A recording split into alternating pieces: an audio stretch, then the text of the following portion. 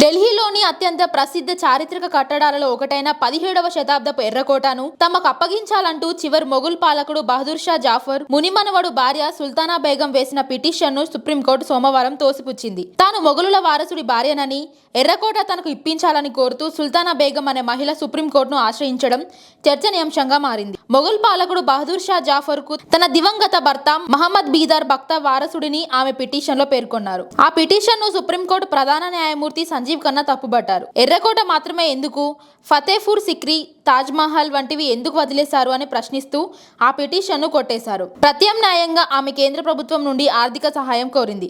అయితే ఈ విషయంలో ఆమె 2021లో ఢిల్లీ హైకోర్టును కూడా ఆశ్రయించారు. అయితే ఈ పిటిషన్ను ఢిల్లీ హైకోర్టు కొట్టేసింది. 164 ఏళ్లుగా ఆ ప్రాపర్టీ ఇతరుల ఆధీనంలో ఉందని తెలిసి కూడా ఇన్నాళ్లు ఎందుకు జాప్యం చేసినట్లు సింగిల్ జడ్జి ప్రశ్నించారు. కేసు ఫైల్ చేయడం తీవ్ర ఆలస్యమైనట్లు హైకోర్టు అప్పట్లోనే పేర్కొంది. కాగా సుల్తానా బేగం ప్రస్తుతం కోల్కతా సమీపంలోని హౌరాలో నివసిస్తున్నారు.